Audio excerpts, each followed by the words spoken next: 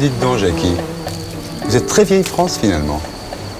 C'est normal, monsieur, je suis arménien. Mais qu'est-ce que vous faites? Un Colette D'Oréal, un Colette Renard, un Jacqueline François, un Jacqueline Boyer,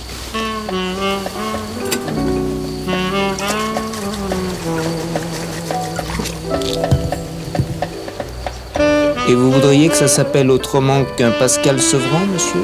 Non.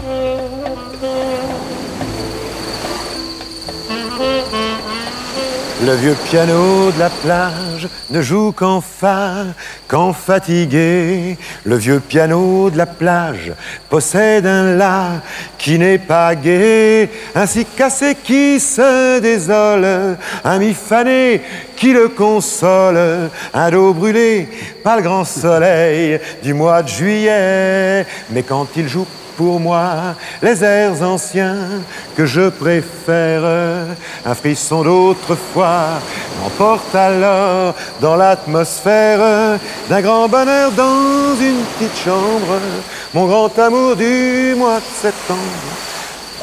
Dis-moi, Oui, tu te souviens de tes vacances dans le Finistère chez ta grand-mère?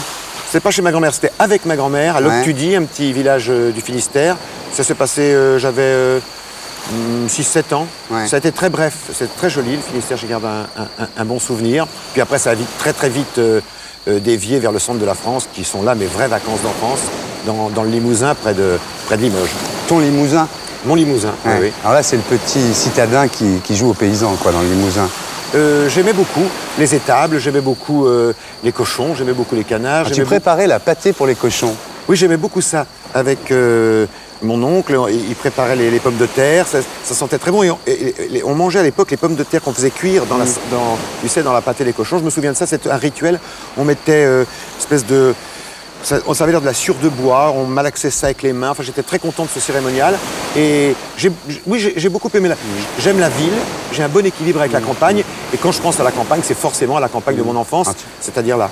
Et à partir de l'âge de 10 ans à peu près, tu as commencé à aller dans les balles de campagne, à écouter l'accordéon. Oui. Et c'est là que tu as pris ce goût pour la vraie chanson, quoi. On appelait ça la frérie. Ça portait le nom des fêtes locales dans cette région. Et en effet, donc ça se passait dans les années 60, quoi. Et en effet, il y avait des bals très charmants, avec des gens contents, gais. Je sais pas, j'ai une image de fraternité et de gaieté, avec le son de l'accordéon qui symbolise pour moi une sorte d'amitié, une chose assez gentille, assez gaie. De quelle chanson tu te souviens de l'époque dans ces balles avec l'accordéon comme ça? Les premières chansons à l'époque, c'était J'ai quitté mon cher pays. Les bruyères corréziennes. Ah oui, d'accord, là c'est la hard Auvergne, c'est deep Auvergne. Mais c'est formidable, formidable. Dès que je fais chanter ça l'après-midi à la télévision, une fois de temps en temps, la France s'écroule en larmes. Mais de bonheur. C'est bien, il en faut aussi. Et dis-moi, alors après il y a eu Bessines, où ton père tenait un bar tabac. Mon père avait été élevé dans ce bar tabac, et j'ai vu apparaître là, alors je retournais chez la tante qui avait élevé mon père, et j'ai vu apparaître le premier jukebox. Donc 59, alors là vraiment ça a été, j'ai resté collé devant. Alors ce qui se passait, c'est que tu aidais donc dans le bar, en échange de quoi tu avais des pièces de 20 centimes, et puis alors tu les mettais vite dans le jukebox, et t'écoutais quoi? Oh bah à l'époque, on écoutait alors vraiment les toutes premières chansons de Johnny Hallyday, les bonnes. Il y avait plein de choses. Les premières, bon, Souvenir, tout le monde le sait. Et Françoise Hardy, toutes les premières chansons. Sylvie, tous mes copains. Alors là, je vois ça comme si j'étais. On écoutait aussi les dernières chansons de Gloria Lasso à l'époque. Mais oui, parce que c'était très mélangé.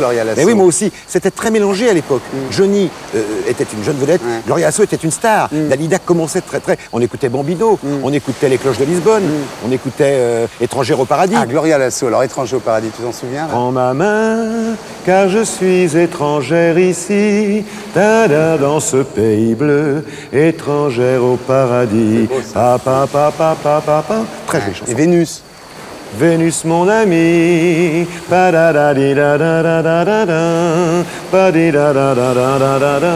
Je me souviens pas les paroles, mais elles étaient pas géniales. Ouais, bah non. Il y avait Oh Vénus. Oh les... Vénus. Ah ouais, Ouais, génial, les compagnons, ça. tous l'ont chanté. Dis donc, tu dis qu'à l'époque, tu couchais avec ton transistor. Oui. Comment ça se passait alors? Ah ben c'était terrible parce Sexuellement. que... Sexuellement, c'était un bon début. C'est vrai que chez toi, tu as 25 000 disques. 25 000, peut-être, c'est peut-être un peu beaucoup, mais en tout cas, entre 15 et 20 000 sûrement. Ah oui. Et alors, tous ces disques, Oui. si tu devais en amener un seul sur une île déserte, ça serait lequel? Question impossible quand on en a 15 000, mais enfin bon. Impossible. Ça serait peut-être une chanson de Lucienne de Lille, peut-être un air d'accordéon de Joe Priva, une chanson de Trenet. Mais déjà, je suis injuste parce qu'il y a des tas de choses que je vais oublier comme ça. Je partage avec Renaud le goût pour une chanson qui s'appelle Mon amant de Saint-Jean. Ah ça, je connais pas, ça. Moi qui l'aimais tant, mon bel amant, mon amant de Saint-Jean. Très joli, un classique. Mais je vais faire ton éducation. Ah oui, tu vas me prendre en main? Oui, très sérieusement. C'est vrai que tu as écrit pour Dalida, il venait d'avoir 18 ans. Oui, ça, c'est pas de l'intox. Ouais, ça c'est de l'info. Ça, c'est de l'info. Ouais, c'est quoi les paroles exactement alors? Il venait d'avoir 18 ans, Ouais. il était beau comme un enfant, Ouais. fort comme un homme. C'était l'été, évidemment, et j'ai compté en le voyant mes nuits d'automne. J'ai mis de l'ordre à mes cheveux, un peu plus de noir. Sur mes yeux, ça l'a fait rire. Quand il s'est approché de moi, j'aurais donné n'importe quoi. Pour le séduire, ça finit tristement parce qu'elle s'aperçoit qu'elle a 2 fois 18 ans. Et c'est quelqu'un que tu avais bien connu, le héros de la chanson? Oui, à l'époque, oui, sûrement. Dis donc, c'est vrai que ton premier job de vacances, c'était garçon coiffeur. Je ne Oui. crois pas, ça. Oui, absolument. Ah bon? Mais tu sais, quand on a 15 ans, comme ça, et qu'on dit à sa mère et à son père qu'on veut être écrivain, chanteur, star de je ne sais quoi, Ouais. on vous dit, il vaut mieux apprendre un métier. Ouais. Et ma mère, qui n'est pas stupide, m'a dit que ce serait peut-être bien que tu coiffes les voisines et que tu apprennes un peu un métier. Et c'était pas con du tout parce que ça m'a beaucoup servi, notamment au service militaire. Ah bon? Ça t'a permis de Coiffer pas la faire... femme du général. Ah! Ah oui, t'étais pistonné alors. Ouais, je m'étais bien arrangé. Tu te souviens de tes amours de vacances? Oui, forcément, mes grands souvenirs, et ça va être terrible pour toi, ne sont pas sexuels. Aïe, aïe, aïe, aïe. Je sais, je suis un peu... C'est que je vais me jeter dans l'eau, là. Mais oui, je sais. Tu lis quoi pendant les vacances? Je m'éloigne un peu du roman parce que, en avançant dans la vie, je trouve que tous les jours, la vie est plus forte. Alors, le style des grands écrivains, bon, bien sûr, quand je veux relire un grand livre, je relis les mots, c'est banal, ou des Nimier, des trucs, des Simon, je sais pas, je te cite en désordre, tu vois. Mais les livres politiques, j'aime bien, les pamphlets, j'aime bien aussi. Je viens de relire le journal de Claude Mauriac récemment. Pas mal quand même. Ouais, j'aime bien ça. Dis-moi, en parlant de Nimier, tu as eu le prix Nimier alors? Ça, c'était vraiment... C'était une des plus grandes joies de ta vie, Oui. ça? Ouais, mais c'est Oui. normal. Oui. Ouais. Oui, ça a été vraiment formidable. J'étais un jury magnifique Ouais. et très fier. Là, je le porte vraiment comme une Bien grande sûr. fierté. Mais franchement, tu penses pas que là, tu as un peu choisi la facilité? Je crois que- Parce que c'est très bien ce que tu fais. Mais enfin, quand on a eu le prix Nimier avec les honneurs, on a Vichy Dancing aussi, tu penses pas que tu aurais dû continuer? Ça, Berle me dirait, vous êtes fou, mon petit garçon. Oui. de Est-ce que faire tu tout penses ça. pas que tu gâches un talent? Ben, moi, je me laisse porter un peu aussi par la vie. Ouais. La vie passe très vite. La télévision, on est venu me chercher. Ça s'est fait par un concours de circonstances. Je pensais pas faire de la télévision. Je voulais écrire, peut-être un peu de radio, mais bon, c'est la télévision qui est venue. Je m'y suis pris au jeu. Je me passionne car j'aime passionnément la chanson. Et chaque jour, je me dis, mais enfin, faire tout ça. En effet, je pense aussi à ça. Mais je ne suis pas malheureux. Si j'étais malheureux, j'aurais arrêté. J'essaie de concilier deux. C'est impossible. J'écrirai un jour. On est toujours viré un jour ou l'autre de la télévision. Donc ça s'arrangera. Ouais. Entre chaque moment où je serai viré, je ferai un livre. T'as une chanson qui te vient à l'esprit, là, comme ça? Je vais pas te faire la mer parce que vraiment. Que reste-t-il de nos amours? Que reste-t-il de ces beaux jours? Une photo, vieille photo de ma jeunesse. Que reste-t-il des billets doux, des mois d'avril, des rendez-vous? Un souvenir qui me poursuit sans cesse. Bonheur fané, cheveux au vent, baisers volés, rêves mouvants. Que reste-t-il de tout cela? Dites-le-moi. Au bord de l'eau comme ça le soir. Tu es parfait.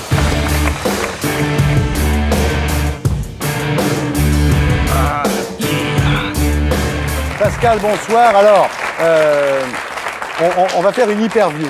Oui. Vous savez ce que c'est une hyperview? Oui, je vous ai regardé. Bon, donc vous êtes prêt à l'hyperview. Mais avant de faire l'hyperview, Je suis pas prêt à tout, mais je suis prêt à l'interview, oui. avant de faire l'hyperview, vous savez que le plateau précédent, on parlait des femmes avec Chirac J'ai et, entendu, et j'ai Cachou, entendu. la merveilleuse Cachou qui était avec nous. Vous Oui. l'aimez, Cachou? Ben, je n'ai rien contre elle. Très bien, dites ça parce que franchement, il vaut mieux. Non. Alors, Alors, non, sur les femmes, vous avez déclaré physiquement la fidélité. Physiquement, hein. Physiquement, la fidélité est une énorme plaisanterie. Vous ne croyez pas à la fidélité?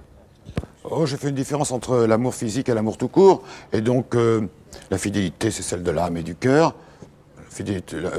La fidélité physique, j'y crois pas, c'est un peu d'hypocrisie. Bon, on dit ça pour Robert Hue parce que d'un coup, il a eu un... Oui, il est parti. Ah, il est parti, là. Et... Il a été un peu... Oui, non, oui. Il était un peu secoué, Bob. Je crois qu'il ne faut pas mélanger. Ça peut être... l'amour peut se concrétiser par l'amour physique, mais ce n'est pas un tout. L'amour, c'est très différent de l'amour physique. Bon. Très différent. Alors, votre premier grand amour... On le dit à Madame Hue, il va pas tarder, là, maintenant. Oui, il arrive. Monique, il arrive.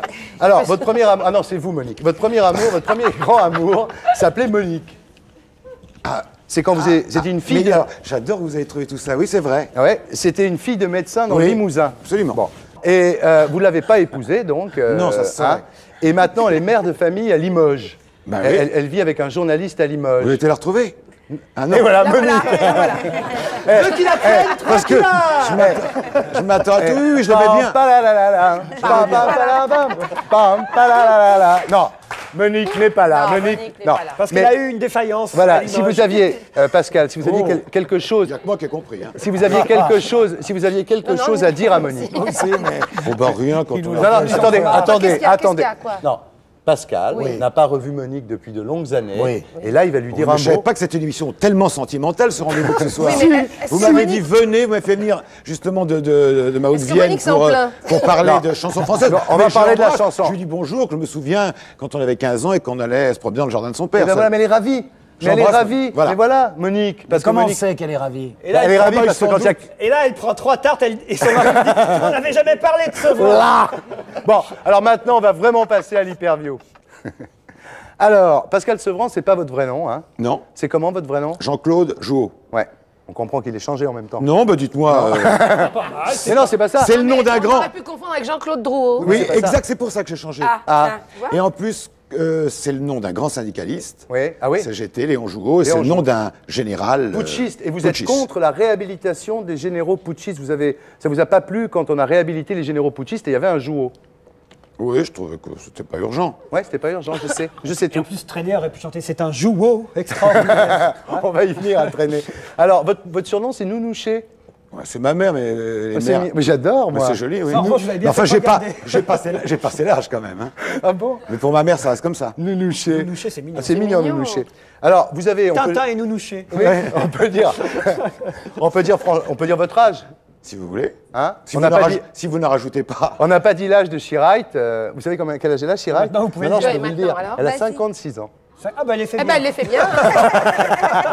Allez, chiens, Non, mais oh. chiens, y a le- Mais non, mais c'est des pères. 57. Michel et moi, vous nous Non. tendez des perches, on les saisit, perches. même si c'est des vieilles perches. Bon alors, vous avez 52 ans. Oui. Et vous avez déclaré, c'est une phrase pas mal, c'est pour ça que je la cite, la jeunesse n'est pas une supériorité, c'est un avantage. Oui. Donc il n'y a pas de raison d'être fier d'avoir Ah non, il n'y a, 12 ans.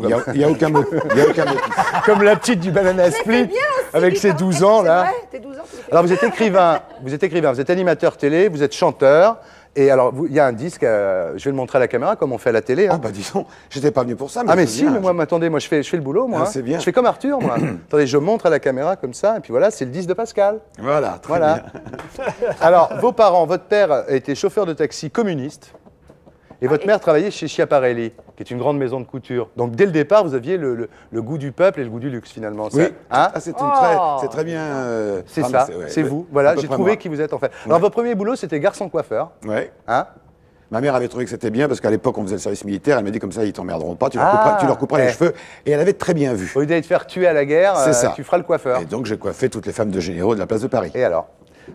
Oui, vous avez connu quand? Justement, Charles Trenet, un jour, Charles Trenet, vous le rencontrez, il vous invite à Aix-en-Provence, vous y allez, et vous avez 8 minutes de retard. Et Charles Trenet, qui a un caractère, je dirais que... Enfin, votre caractère et le mien à côté, c'est rien.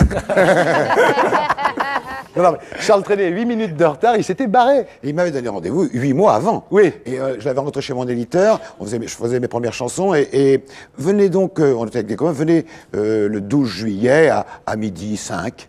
Et je trouvais que c'était bien cette fantaisie des horaires comme ça. Mais c'était 8 mois avant. Ouais. Et j'aime assez la ponctualité, donc j'avais une toute petite voiture. Et on est arrivé en retard, on a dit aux gens, il y avait des gendarmes, on dit « Ah, mais monsieur Trenet, il disait, je vous attendrai devant la gendarmerie. Et donc, pas la porte du garage. On est allé voir les gendarmes qui ont dit « Monsieur Trenet n'attend jamais, il est parti. » Voilà. Mais vous l'avez retrouvé au bord de sa piscine quelques instants plus tard, quand même, faut dire la vérité. Vous avez lu mes livres, il y a au moins un animateur télévision qui sait lire. Bien entendu, et j'ai lu dans un de vos livres que c'était pas Séguéla qui avait trouvé la force tranquille, mais Léon Blum, voilà. Et alors ça, à part vous, personne jamais n'a relevé cela, personne. Ça avait même agacé François Mitterrand quand je lui avais dit, il avait fait comme ça. Mais oui, c'est une phrase de Blum, le jour de son investiture, sur les marches de Matignon. Bien entendu. Je trouve ça extraordinaire. Mais vous savez, pour être animateur télé, c'est pas la peine de savoir lire. C'est peut-être pour ça. Alors, bon, vous êtes... C'est encore une chanson de Trenet, ça. Bloom. C'est le cœur qui fait Bloom. Alors, Pascal Sevran, vous êtes, on peut le dire sans vous vexer, vous êtes un admirateur né. Vous admirez, vous aimez admirer les gens. Je vous interromps pour vous dire que quand on a la prétention extraordinaire comme vous et moi de nous montrer devant les caméras, ça veut dire qu'on a quelques prétentions à se faire regarder et peut-être admirer. Donc la moindre des humilités, c'est nous-mêmes d'avoir D'admirer en d'autres nous gens. une dose d'admiration. Il y a en effet des artistes, des écrivains et des hommes et des femmes qui ne sont ni artistes ni écrivains que j'ai admirés. Oui, je suis On capable. va y venir. Je suis capable de beaucoup d'admiration. Il faut tout de même un équilibre quand on a cette incroyable mégalomanie qui est la nôtre de monter sur scène. Vous admirez, vous admirez des gens vous Oui, absolument. Qui, par exemple? Je suis une très très grande fan de Liza Minnelli. Liza Minnelli, vous, c'est qui que vous admirez le plus au monde? Le plus au monde. La personne que vous admirez le plus? Ah, vous me posez une drôle de question. Hein. Je sais pas. À part Pascal Sevran, bien sûr.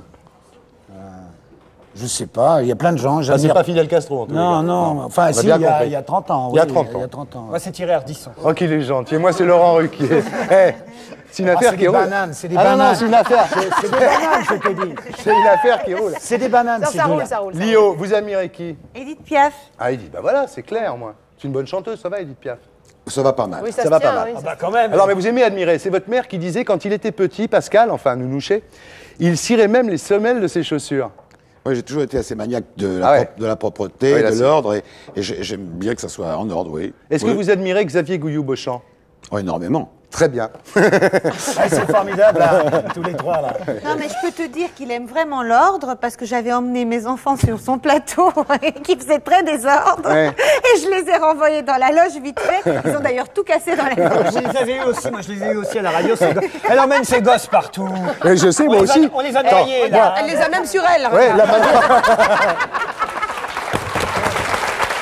Mais tu sais que moi, sur une émission, elle était venue allaiter sur mon plateau, c'était incroyable. Elle sait que Ardisson accouche les stars. Donc, Donc vous admiriez Dalida, ça c'est connu, qui vous a présenté à François Mitterrand. Après, vous avez aimé Mitterrand, vous avez admiré Mitterrand, et vous dites j'aime Mitterrand pour ce qu'on lui reproche. Aussi pour ce qu'on lui reproche, mon cher Thierry. Si, aussi pour ce qu'on lui reproche. C'est-à-dire que... Donc ça veut dire que vous l'aimez aussi pour Bousquet, pour la Francisque et tout ça. Oui, si vous voulez qu'on fasse une émission là-dessus, moi je peux Non, tenir, faites pas une émission, je je peux vous pose tenir la distance, oui, absolument. C'est un homme que je l'ai aimé et admiré avant de le rencontrer. Et j'avais aimé d'abord ses livres, ce qu'il disait, la manière de conduire sa vie et de réfléchir. Alors, je ne suis pas un admirateur imbécile et béat. Tout ne m'a pas toujours fait plaisir, je l'ai écrit dans un livre. Je sais. Mais ça m'agace quand ceux qui ont mangé dans sa main si longtemps trahissent l'ingratitude et le lot commun. Et Un jour, je vous ai dit, vous savez quand même, Mitterrand, il a fait écouter la moitié du pays. Vous m'avez répondu, c'est normal pour un président de la République d'être à l'écoute des Français. j'aime que vous citiez mes bonnes phrases. Ah, mais j'aime vos bonnes phrases. Je le confirme. C'est à mourir de rire. vous étiez sur écoute? Comme... il Non, a pas je été suis écouté. d'ailleurs très vexé. qu'il l'appelait direct. Il m'appelait directement, oui. Non, mais tous les... Enfin, ça, c'est pas très sérieux. Tout ça n'a aucune importance.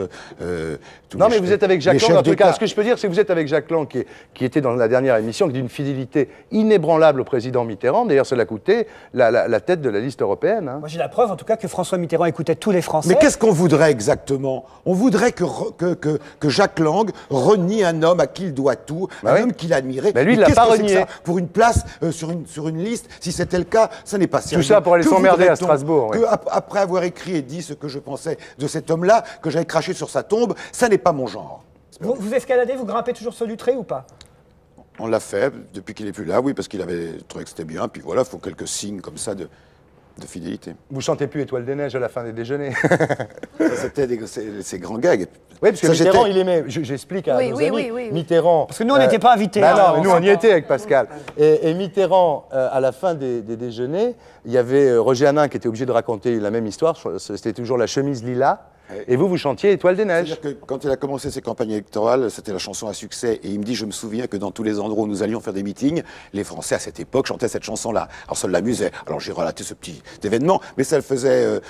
Roger raconte très bien, c'était très drôle, et puis c'était des trucs de famille très gentil, voilà. Alors moi, il me demandait de chanter, j'avais pas intérêt à oublier les paroles parce que je me faisais engueuler.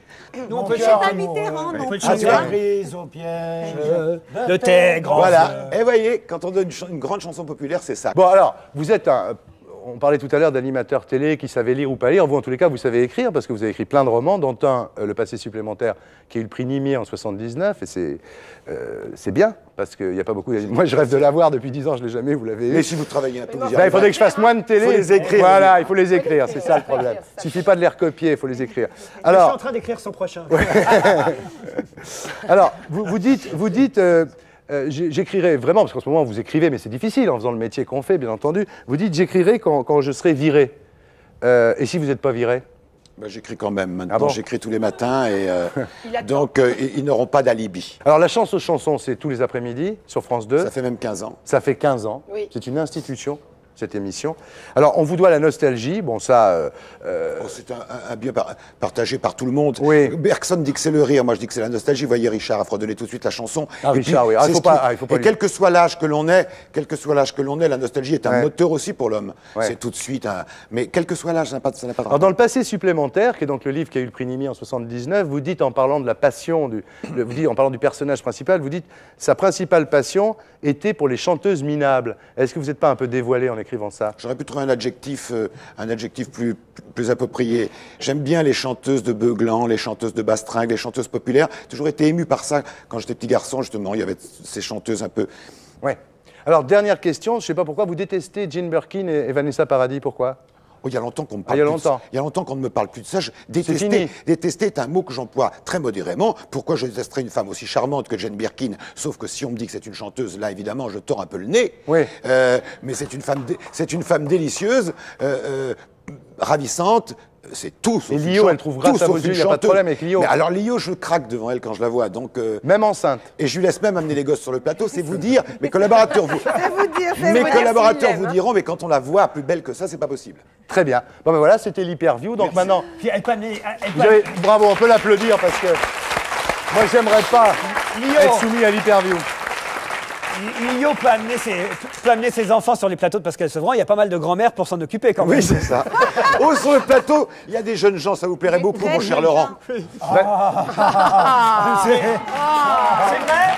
voilà, bah, C'est vraiment, il a cherché. c'est vraiment, cher Pascal, que vous savez les choisir. Allons-y, allons-y. Bon, Vanessa Paradis, non, vous. Non, il faut pas me faire dire des choses méchantes, je suis gentil. Simplement, on parle de chanteuse. Je suis gentil. Mais alors, Eh, je veux dire, moi aussi. quand on me demandait si c'est... J'ai dit ce que j'avais à dire sur Jane Birkin, très gentiment, je le crois et je le pense. Mais Ça, c'est hors hyperview, là, ce que vous dites là. quand on Vous me pouvez parle de dire ce que vous voulez, c'est hors chanteuse, hyperview. je prie de m'excuser, quand on me parle de chanteuse, je pense à quelqu'un d'autre. Quelques-unes d'autres. Voilà. D'accord. Donc après l'hyperview de Pascal Sevran, on passe au talk show. Alors, talk show chanson, où en est la chanson? Parce qu'en ce moment, la chanson française est envahie par les reprises. Une reprise, c'est quand on reprend un vieux succès en l'arrangeant un peu. Et on va savoir si les reprises, c'est bien ou c'est pas bien, si les gens aiment ça ou s'ils aiment pas ça. Et surtout, qu'est-ce que ça fait aux jeunes auteurs-compositeurs qui ont du mal à s'exprimer. Alors, nous ont rejoint pour ce plateau Stéphane, bonsoir. Alors, Stéphane... ça fait un moment qu'on ne vous a pas vu. Vous êtes sur scène en ce moment. Vous êtes aux coulisses, 5 rue du Mont-Cenis. Oui. De quand à quand? Le 12 et le 13 mars. Le 12 et le 13 On va mars. commencer par le 12 et 13 mars. Depuis le mois de décembre, je fais des concerts tous les mois, 2 concerts ou 3 concerts par mois, Ouais. pour montrer un petit peu de quoi je suis capable. Donc de chanter, parce que c'est le métier que j'ai choisi et que j'aime. Et vous avez l'air de dire ça tristement. C'est Ah, bien non, de non, chanter. pas du tout. Non, j'aime ce métier. Non, je suis calme de nature. Ah, c'est très bien. C'est pas comme moi. C'est comme Alors, donc il y a Stéphane, il y a Thierry Séchant. Bonsoir. Et il y a Rachid Carr. Alors, Thierry. Salut Rachid. Hey. Alors, Thierry Séchant, vous êtes le frère de Renaud. Hein, et vous êtes encore plus énervant que vous. De toute façon, ça se voit. Hein. Vous êtes encore plus énervant que votre frère. J'essaye. Mais vous y arrivez. Vous êtes parfois, auteur, journaliste, nègre, traducteur, chanteur, parolier. Alors vous avez fait des paroles, d'ailleurs, c'est vrai, pour Julien Clerc, pour La Voix, pour Elsa. Mais vous avez déclaré je refuse de devenir barbelivien et comme je ne peux pas être Odagile, je m'auto-détruis. Et vous vous êtes auto-détruit d'ailleurs, avec un certain nombre de livres que je montre à la caméra. Ça, pour s'auto-détruire, vous êtes fort. Qui s'appelle Nos amis les chanteurs. Alors là, vous balancez sur tout le métier. Vous parlez de Pascal Sevran. Et je ne peux pas en dire du mal. Il me Et semble vous pas. dites au sujet de Pascal. Non, vous dites pas du mal. Vous dites Pascal m'aime bien, même si c'est pas forcément un cadeau. T'as dit ça? Mais je croyais que tu avais lu mes livres. Oui, mais je me souvenais plus. Alors je que m'étais moi, pas- j'ai lu les tiens. J'avais pas cherché mon nom dans tes livres. Il a beaucoup de courage, il écrit très bien, Mais non. Thierry. Attends, tu permets? Oui. Il écrit très bien et il n'envoie pas dire ce qu'il a envie de dire. À 80%, je pourrais co-signer ses livres et je trouve qu'ils sont courageux. Et puis en tout cas, il sait très bien écrire. Et donc, c'est déjà une qualité formidable. Rachida, vous profitez là en ce moment, c'est génial. Il y a une vogue du rail, on a vu aux Victoires la semaine dernière. 1, 2, 3 Soleil, c'est vendu à 500 000 exemplaires. Vous l'avez le disque là, Laurent? Ah, il doit être par là. Voilà. Mais ça, c'est un petit single. Moi, et je puis l'ai à la maison, mais le temps Voilà. qu'il y aille, ça va faire... non, non. Tu peux le montrer. Montrez-le. Ouais, moi j'ai coutume de dire raillera bien qui raillera le dernier parce que. Ouais.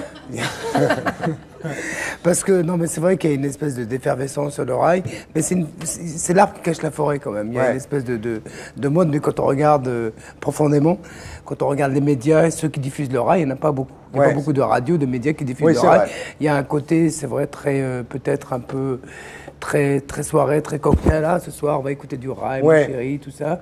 Mais en fait, mais profondément, il y a encore un problème vis-à-vis de la langue arabe. C'est-à-dire que la langue arabe n'est pas véritablement diffusée d'une manière générale. Oui, mais enfin, la Bon, semaine c'est dernière. déjà vachement bien. C'est déjà vachement bien, parce que la semaine dernière. On Oui. n'entendait même pas parler Oui, mais de ça. moi je me contente pas de ça. Non, mais déjà que Ça j'ai du va mal à venir, apprendre l'anglais, ça c'est va en plus venir, faut que j'apprenne Rachid. l'arabe. Ah, mais il va falloir. Merde. Ouais, mais c'est quand même la deuxième langue en France. Oui.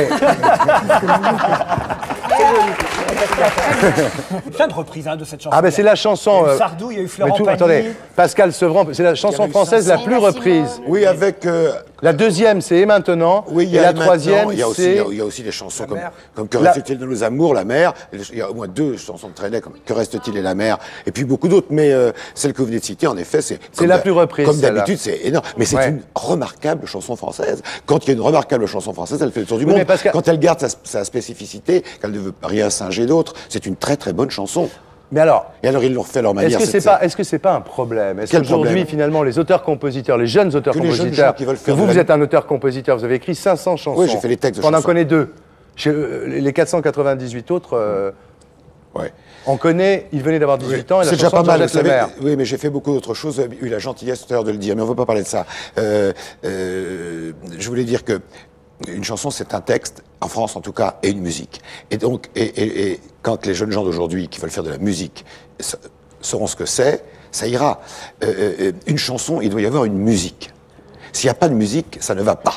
Donc, comme maintenant, la plupart de ceux qui veulent prétendre faire de la musique n'en font pas, ça va pas. On peut être dans son époque, on peut être dans ses rythmes parfaitement, mais faire de la musique, sans ça, on fait autre chose. Et alors, pourquoi s'émouvoir sur ces chansons qu'on vient de citer? Il y a une mélodie. Oui. Il y a une mélodie. Donc, Et on ce la que vous met dites- ce sur que les, vous dites, on la met Pascal sur, Sevran, on la oui. met, on la met sur les rythmes qu'on veut. Il y a une mélodie. Parce que ce que dit Pascal, c'est aujourd'hui, s'il n'y a plus que des reprises, c'est parce que plus personne n'est capable d'écrire des chansons. C'est ce qu'il dit. Non, en ce moment, à l'heure actuelle en France, et même il y a beaucoup plus de création, beaucoup plus de musique qu'avant. Je suis désolé. Mais attendez, à l'époque de Johnny, de Claude François, ils ont fait des reprises. Oui, ils y arrivent. Ils se sont fait connaître comme ça. Bien entendu, en faisant des Johnny reprises de Hallyday chansons a fait des américaines. Puis après, il y a eu reprises quand même de avec chansons Michel américaines. Berger, avec Jonas, Oui, mais oui, avec il y a eu- Cabrel. Il y a quand même eu une époque où la chanson française n'avait pas besoin de faire des reprises pour Mais faire des aujourd'hui, tubes. c'est- Moi, Oui, je à trouve ça signer super des- de faire des reprises. J'en ai Hein, fait Guillaume plein et surtout que c'est Elles ont des des hommages difficultés qu'on rend aux aujourd'hui. chansons qu'on aime et des fois on leur donne véritablement un souffle Oui, mais nouveau. c'est- Mais c'est vrai qu'il y a une demande de la Mais oui, part mais c'est de au niveau l'industrie et relayée par les radios qui préfèrent quelque chose qui est déjà connu parce qu'on fait des panels, il faut quand même le dire, c'est-à-dire qu'on appelle des gens, qu'on leur fait écouter un petit bout de chanson pendant 3 secondes et on leur fait Voilà. Et les gens, eh ben, quand ils connaissent, ils font comme ça. Voilà. Et quand ils connaissent pas, ils font comme ça. Alors on demande des reprises. Ce qu'on peut dire, pardon Stéphane, Ça, c'est quand même un peu ce qu'on peut dommage. dire concernant Lio, par exemple, c'est qu'elle a, pardon, elle a un disque, Lio, que j'ai écouté, on a même passé des chansons dans certaines émissions que j'ai produites, qui est prêt. Et ben les gens lui font faire des best-of. Oui. Les gens lui disent, Lio, tu fais des best-of, vous en êtes à votre deuxième best-of. Oui, exactement. Alors, avec entre-temps un album qui s'appelait Vendetta, où ma maison de disque a précieusement pressé 5000 albums. Voilà. Et donc, vous, on vous Stéphane, vous qui êtes vraiment l'exemple d'un jeune auteur-compositeur, c'est dur. Moi, je fais... Pardon ? C'est dur. Non, bien sûr que c'est pas dur. Dur, c'est pas... bon, faut relativiser, hein, il y a des choses plus dures dans l'existence. Bon, chanter, là, je me produis aux coulisses. Bon, effectivement, j'essaie de monter sur scène pour montrer aux gens, aux personnes, notamment les autres personnes qui ont parlé sur moi, donc, soi-disant que elles ne connaissent pas ce que je fais. Donc, alors, je chante. Et vis-à-vis de tous les interprètes, comme avec Rachid parle des interprètes français, moi, je dis français dans la mesure où c'est la langue française. Alors, je suis arabe aussi, hein. Je suis arabe espagnol. Donc, tu t'en fous, toi, mais moi, je m'en fous pas, moi, d'être arabe. Moi, je suis normand. Donc, il y a une chose qui est claire, c'est que quand tu interprètes de la variété française, bon, que vous dites qu'il y a une pauvreté, qu'aujourd'hui, il y a moins d'interprètes, mais dans ce cas-là, que les gens se déplacent, ce qui est pour moi, j'ai demandé à des gens de venir me voir, des journalistes, ils se déplacent pas, ils veulent pas se déplacer. Thierry Séchant, par exemple, Stéphane, vous pensez qu'elle va y arriver, qu'elle a raison de s'accrocher? Je suis incapable de le dire. Très sincèrement, je ne connais pas ce que fait Stéphane. Avec tout ce qui a été dit, hein, et je ne suis pas, moi, contre vous du tout, mais avec tout ce qui a été dit, je peux vous garantir que je vis aujourd'hui un vrai préjudice moral et un préjudice artistique. Pourquoi? Alors, pour tout artiste, c'est simple de parler, bon, pour Rachid Taher, il a sa maison de disques, il est tranquille. Il n'a pas été attaqué par personne.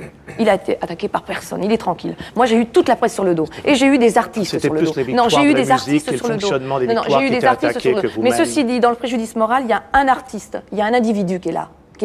Et il y a des producteurs. Et il y a un gros staff autour. Je suis du côté des individus, pas des producteurs. Bon, eh bien, moi, je suis l'individu concerné. Et l'individu concerné, il est là et il a souffert pendant 3 ans. Donc pendant 3 ans, je vis ce préjudice moral et je ne le vis pas seul. Je le vis avec un auteur, je le vis avec un compositeur, je le vis avec toute une équipe. Et toute une équipe, ça déstabilise toute une équipe. Ce qu'il faut dire, Stéphane, pour que nos téléspectateurs... Ça déstabilise toute une équipe. Pour que les téléspectateurs suivent, il faut dire... Là où on peut contourner, c'est par le public. Voilà, merci. Je voudrais expliquer aux téléspectateurs, parce que sinon personne ne va rien comprendre, c'est qu'effectivement, il y a eu un problème. En 1995, aux Victoires de la musique, Stéphane a été meilleure révélation de l'année. Et on s'est aperçu que le producteur de son disque était en même temps le producteur de l'émission Les Victoires de la musique. C'est monsieur Denis Limon. Donc, ce qui s'est passé, c'est qu'effectivement, ça a fait un scandale parce que les gens ont dit il n'est pas normal que le producteur du disque de Stéphane soit le même producteur que l'émission. Et Thierry Séchant, ici présent, a dit que c'était une arnaque. Voilà pourquoi vous êtes énervés. On a tous dit, voilà. Non, j'explique aux gens parce que sinon on comprend rien. Je vais tous vous parler à vous tous, là. Attends, Thierry, laisse maintenant. 1, 2, 3 soleils, là. Attends, bon, Stéphane, explique. Thierry, je n'ai jamais entendu cette révélation.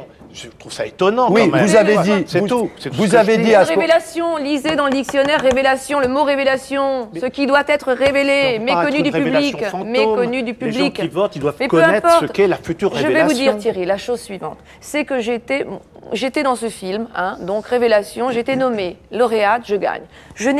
Moi je sais pas, je prends un prix, je pars, je vais chanter, je vais amener quelque chose aux gens, je vais donner quelque chose. Moi, c'est pour donner du bonheur, donner de la joie. Je ne suis pas là pour me faire zigouiller, je suis pas là. Mais Stéphane, ce qu'il faut dire... Vous parlez du système. Dans mon souvenir, vous chantez une reprise. Oui, absolument, une reprise que j'adore d'ailleurs, de Show Must Go On. Vous vous rendez compte, superbe, hein, oui, superbe. C'est quand même étonnant. Une reprise qui a été écrite par Émile Loret.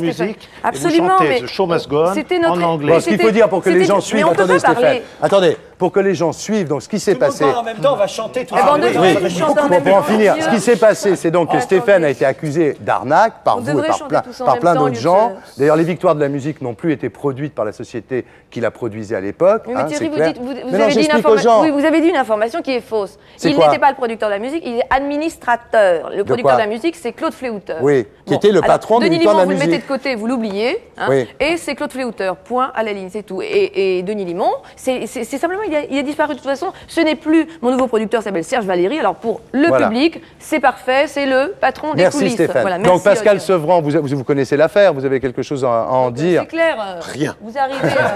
Maintenant, j'accueille Pascal Sevran.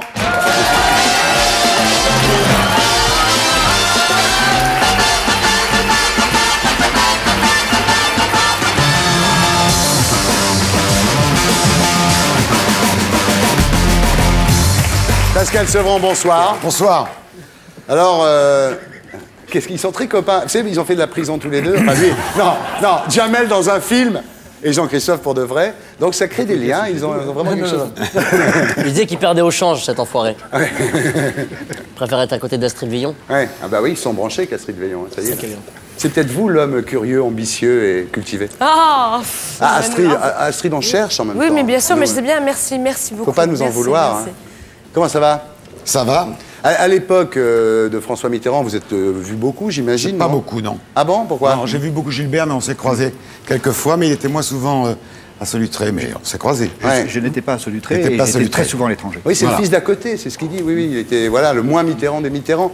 Vous faisiez partie de ce qu'on appelait les mousquetaires du roi, avec Jack Lang, Pierre Berger, Kiechman. Vous voyez toujours les trois autres mousquetaires, ou ça s'est un peu distendu, les liens? Non, je les vois, bien sûr. Et j'étais très content d'être avec eux, j'étais très fier de ça. Ouais, mais aujourd'hui?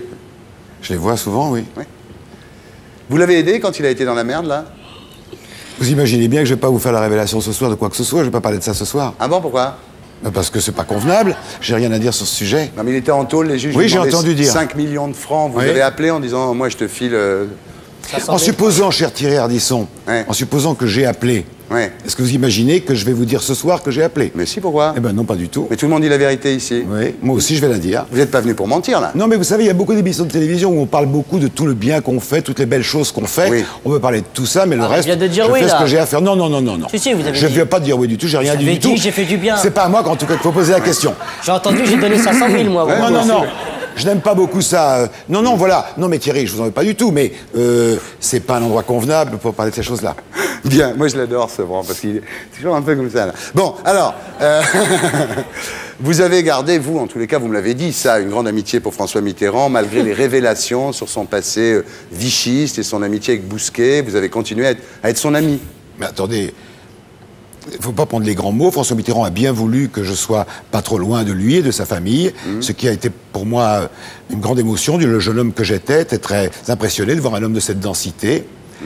Moi, je respecte encore François Mitterrand, y compris pour ce qu'on lui reproche. Mais l'amitié avec Bousquet, par exemple? Mais écoutez, les grands mots, tout c'était une autre époque. À l'époque où Bousquet voyait François Mitterrand, il avait la Légion d'honneur remise à sa boutonnière. Oui, il avait été blanchi à la Libération. Mais d'ailleurs, cher Thierry, vous savez tout cela, vous me le faites redire. Alors, je le dis très tranquillement.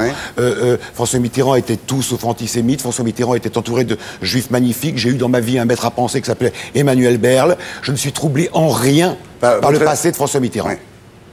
Bien, alors vous l'avez appris quand, ça? Quoi? L'histoire de Vichy, le bouquin de Péan, tout ça. Je vais faire la même réponse. Il s'évade 3 fois, il arrive à Vichy comme beaucoup de gens. On ne les accuse pas d'être vichistes. Bon. Il a 20 et quelques années. Il est prisonnier de guerre évadé. Il travaille dans un service qui récupère les prisonniers évadés. Et moins d'1 an plus tard, on le trouve dans des réunions de résistance. Bien. Alors on va voir, on va parler de votre émission de télévision. Vous savez comment on fait? Comme ça. Donc voilà, donc vous revenez sur France 2. Oui. Demain à 12h05. Oui. Ça s'appelle Chanter la vie. Oui. C'était bien la peine de vous virer en même temps. Ça, vous en parlerez à vos chefs. Thierry, franchement, on t'aime bien, mais là, t'exagères, alors. Michel. Vous êtes réconcilié avec Michel Cotta? Moi, j'ai pas été fâché. Moi, je l'aime beaucoup. Vous étiez un peu vinaigre, quand même. Non, même pas, parce que moi, je peux pas me déprendre du charme de Michel Cotta. Et puis, je l'ai beaucoup vue, c'est une grande journaliste. Alors, évidemment, elle m'a eu au charme. Je trouve que c'était pas une bonne idée. C'est vrai qu'elle a beaucoup de charme. Mais oui, donc moi, dès que je suis 2 minutes avec elle, c'est ce qu'on fait dès qu'on est 2 minutes avec Michel Cotta. On parle de François Mitterrand. Ah oui. Et on en dit des choses gentilles. Alors, la première, vous faites Sheila. C'est-à-dire que... Dites-moi en quoi ça défend la chanson française.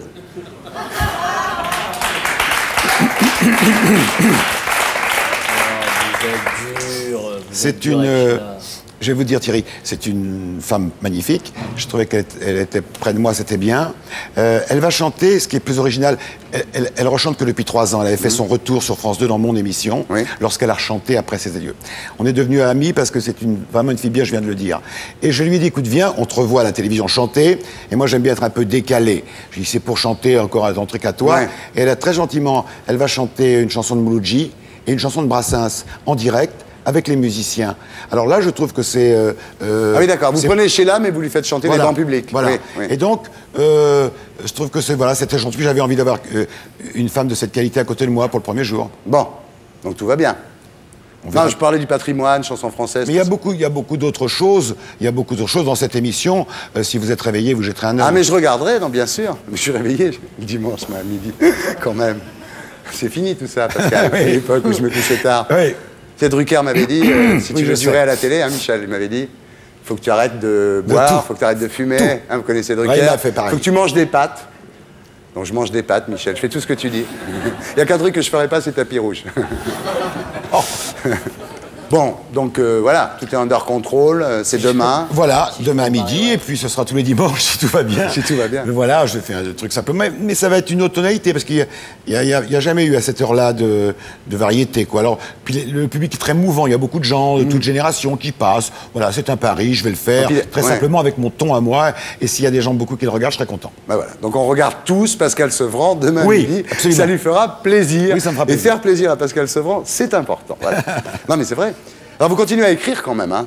Oui, je me fais tous les jours, ça. vous êtes beaucoup plus courageux que moi. Hein? Ah oui, ça, hein. Je dis ça à mon éditeur, là. Il faut trouver le temps un peu. Non mais comment vous faites? C'est merveilleux, là, d'arriver à écrire C'est-à-dire tous les jours. j'ai bien organisé les trucs, quoi. Je déjeune pas. Ouais. Donc c'est déjà depuis très longtemps. Ça fait des économies, ça fait mincir et ça permet d'écrire. Oui, c'est pas mal. Ouais. Et puis, oui, parce qu'écrire c'est très important. Donc j'écrivais avant la télévision, j'écris pendant la télévision et j'écrirai probablement après. Et là, c'est un moyen d'expression différent. Si on veut venir me trouver, on vient me trouver dans mes livres. C'est un petit peu différent. Et j'ai besoin de cet équilibre entre le métier public, où nous sommes là en train de bavarder joyeusement, et puis le silence de l'écriture qui compte beaucoup pour moi. Mais ça marche, les gens viennent vous retrouver, comme vous dites. Là, le dernier bouquin, vous en avez vendu combien? 200 000. C'est énorme. Eh, ça fait du pognon. Vous savez très bien qu'on n'écrit pas les livres pour avoir... Je vous allume. Oui, mais vous avez raison. Ouais. Mais on écrit pour autre chose. Ouais, c'est bien. Surtout celui-là. Surtout celui-là. Surtout celui-là. Alors vous dites, je publierai un nouveau livre tous les 4 janvier. Oui. Jusqu'à ce que je ne sois plus en état de le faire. C'est pas mal comme idée, je pensais à ça. Tous les 4 janvier, on sait, voilà, c'est-à-dire que le 5 janvier, vous êtes invité dans l'émission, je vous le dis tout de suite. Pourquoi le 4? Pourquoi le 4, je sais pas. C'est une date anniversaire de la naissance de Stéphane, donc je trouvais que c'était... Et comme le premier livre est sorti comme ça, c'était joli. Je suis pas très fétichiste, mais je trouvais que c'était... Ouais, c'est un symbole, quoi. Je trouvais que c'était... Vous êtes remis de ce drame pour vous qui a été non, non, mais je suis content de chanter, je suis content d'être là. Non, mais vous avez l'air quand même... Non, ça va. Ouais. Vous prenez sur vous. Ben oui, il faut se tenir convenablement, sans on se montre pas à la télévision, et puis les gens qui regardent sont contents. Non, puis je suis en vie. C'est tout à fait étonnant d'être en vie, quoi. Ouais. Alors, de ça, quoi, c'est pas mal. Le fait d'être en vie, c'est pas mal. Vous avez déménagé quand même. Ah oui. Hein? Oui, je suis content. C'est bien l'île Saint-Louis? Oh oui, c'est très très bien. Je suis comme un fou, j'aimais plus Paris du tout. Ouais. Mais là c'est le vrai Paris, là. Ah bah oui, là, je suis vraiment comme un vous gamin. êtes dans une carte postale, là, oui.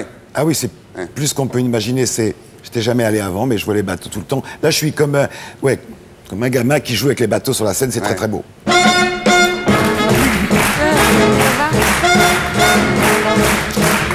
Bien, alors Pascal Sevran, pour vous changer les idées, on va vous faire une interview cauchemar.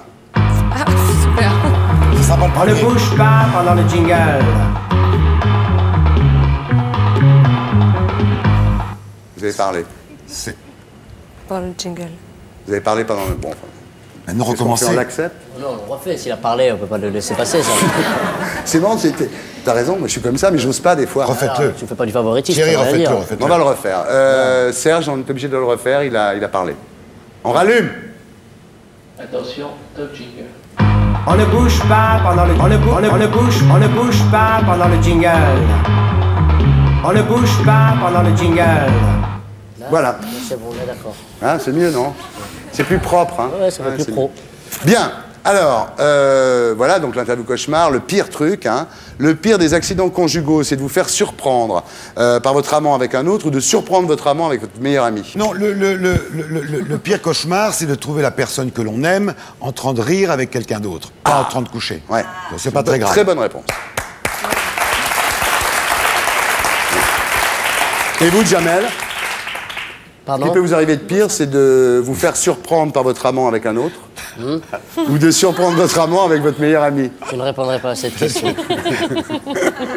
C'est marrant, elle ne marche pas avec vous. Bon, tant pis. Le pire cadeau qu'on puisse vous faire, une perceuse sans fil, des vacances avec Vanessa Paradis ou l'intégrale de Y'a pas photo en vidéo. Bah, l'intégrale de Y'a pas photo. Ah oui. Ouais. Donc ça va loin quand même.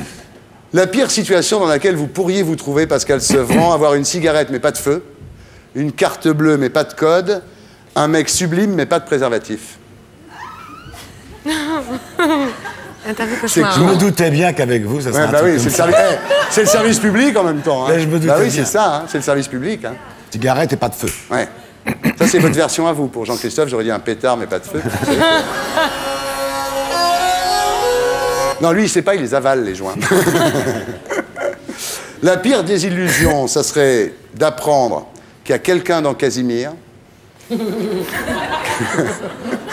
que Thierry Lafronde a mis une chaussette dans son collant, ou que Chirac est mêlé à l'affaire des HLM de Paris. Que Thierry Lafronde a mis les collants. Ah ouais.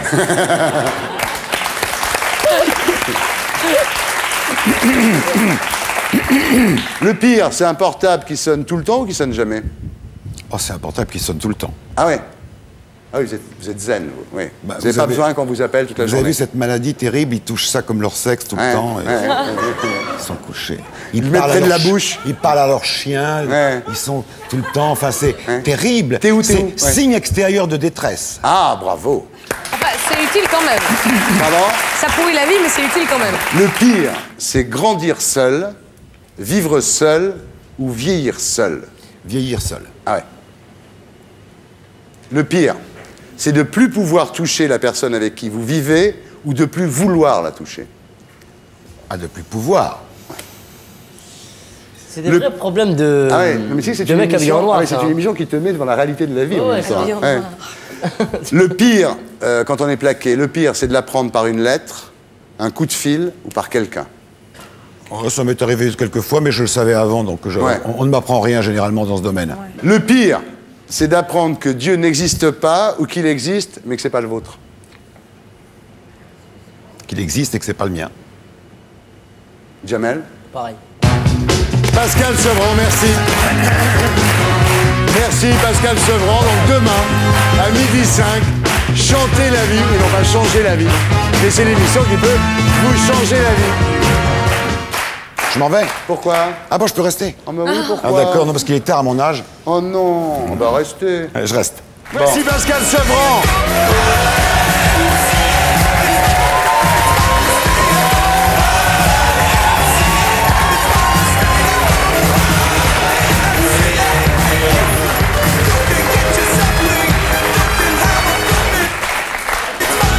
J'arrive plus à l'arrêter. Il a vu Sevran, il n'arrive plus à s'arrêter le truc. C'est l'émotion. Oui, c'est ça, voilà. Didier, arrête-moi. Je peux pas rester toute la soirée avec le pouce appuyé sur cette touche, enfin. Est-ce qu'on peut avoir un assistant? Oui, est-ce que quelqu'un... Méline, voilà. Méline, tu viens, tu appuies là-dessus. Voilà. Sois gentil, parce que moi, il faut que j'interviewe Pascal. Et si on lâche, ça fait quoi?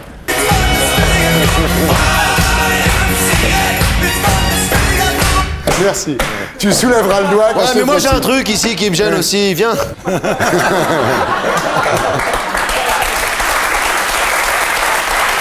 Comment ça va?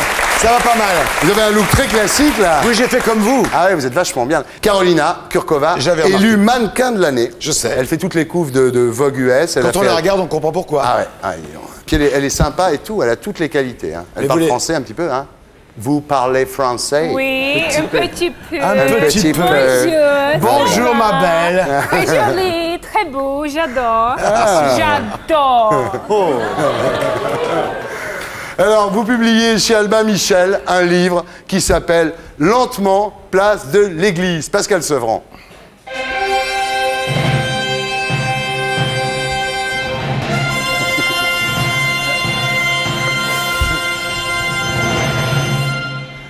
Tu restes là. Soulève le doigt pour voir. Non mais il faut l'aider, ça peut pas rester comme ça. Attendez, faut faire quelque chose peut-être. Ah oui, on va mettre un livre. Ouais. Avec mon livre. Ouais. Non, pas le vôtre. Eh si. Ah oui, pardon. Non, regarde le doigt, tant pis. Méline, tu restes là, Méline. Vas-y.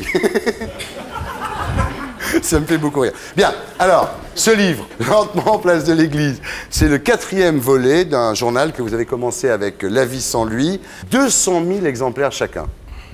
Ce qui fait 800 000, hein, vu qu'il y en a 4. Alors, 800 000 exemplaires, Pascal Sevran, ça fait beaucoup d'argent, non? Oui, mais ça fait beaucoup d'impôts. D'accord, mais enfin, vous avez quoi? Vous avez quand même 15-20 francs par exemplaire, non?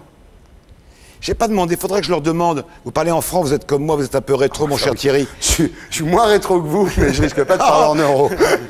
Non, mais maintenant, sérieux, vous avez les moyens d'arrêter la télé? Vous pourriez arrêter de faire de la télé, là? Vous aussi? Non, non, moi, j'ai pas encore les moyens d'arrêter de faire de la télé, vous rigolez. Non, je disais ça parce que ça vous aurait permis de sortir de votre schizophrénie, Pascal Sevran. À un moment, dans votre livre, Lentement, place de l'Église, vous êtes dans un village de la France profonde, Morterolles, votre fameux Morterolles. Vous êtes dans le silence depuis 8 jours, vous êtes en train d'écrire, et puis vous vous regardez chanter, danser à la télévision, et vous dites, le décalage entre mon personnage public et moi est incompréhensible. C'est-à-dire qu'à un moment, vous ne vous reconnaissez pas sur l'écran. Vous parlez de gouffre entre l'homme des Lumières et l'homme de l'ombre, celui de Morterolles, et vous dites à un moment, cet écartèlement deviendra insupportable. J'aime beaucoup la chanson. Donc je ne renie pas du tout l'homme un peu enthousiaste. L'accordéon, les vestes bleues, Tintin, tout ça. Oui. Hein, mais ça fait rien, c'est bien, c'est moi aussi. À un moment donné, un homme se rassemble au fil du temps. Je ne renie rien de cela, mais il est évident que quand je suis dans mes provinces, un petit peu comme ça, enfermé dans l'écriture, qui compte aussi beaucoup pour moi, et dans le silence, je me regarde et je dis, c'est incompréhensible, mon père ne comprenait pas non plus. Ouais. Alors, il y a 2 Pascal Sevran, hein, comme il y a les 2 Sèvres.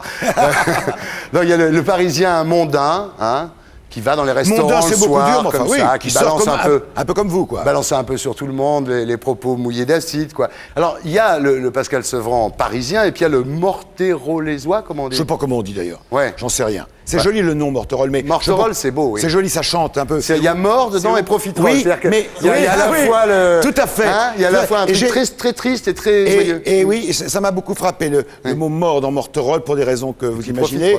Et là où il a... au moins. Morterolles, en Haute-Vienne. Je peux même pas te dire où c'est. au nord, mon cher. La Porte d'Orléans, pour vous, c'est la province, mon cher Thierry. Oui, absolument. Hein? Donc Morterolles, c'est au nord de la Haute-Vienne. Voilà, t'imagines. Voilà, au nord de la Haute-Vienne. T'imagines. Je te conseille pas de te perdre là-bas un jour, parce qu'il faut 3 ans pour revenir. Non, c'est vrai. Non, alors, le Morterollosois, oui, d'accord, comme on veut, oui. Muré comme ça, dans le silence, dans la douleur. Bah oui. C'est vos 2 faces. Vous êtes un Janus. C'est Dupont qui a pas ma fille. Là. Bien. Alors, mais... coup de bol. Oh là, échappé. Coup de bol. Les 2 Pascal Sevran, d'ailleurs, sont aussi réactionnaires l'un que l'autre, très Léoto, on pourrait dire. Vous avez la nostalgie comme ça d'une France où les maçons maçonnent, où les jardiniers jardinent, où les femmes tricotent. Hein, à partir du moment où on a expliqué, je suis très agacé par l'histoire de l'éducation nationale, on a expliqué que tous les jeunes gens devaient avoir le bac absolument, etc. Au fond, qu'on a absolument dévalorisé les vrais métiers. Je crois qu'en effet, les techniques modernes, l'ordinateur, tout ça est très important, sauf qu'on a fait des générations de chômeurs. Et un jour, j'avais dit à Nicole Notat, pourquoi ne parlez-vous jamais d'apprentissage? Elle m'a dit, elle est toute une femme charmante, elle m'a dit c'est démodé. Et j'ai trouvé que c'était pas possible de dire cela. Et l'idée imbécile qu'il faille aller à l'école jusqu'à 32 ans pour avoir le bac plus 42, pour être chômeur, me paraît ridicule. Je crois qu'il ne faut pas décourager les garçons et les filles qui veulent faire des métiers magnifiques comme ceux que j'évoque là. C'est pas une nostalgie, c'est la vie de tous les jours. Tous les jours, on a besoin de maçons, de plombiers, etc. Et je trouve que cette une sorte de folie qui s'est emparée des ministres successifs et surtout ceux de gauche, comme quoi il fallait à l'école indéfiniment pour faire une génération d'abrutis, ça ne me plaît pas. Voilà. Et alors, il y a un truc qui vous indigne, c'est les éboueuses.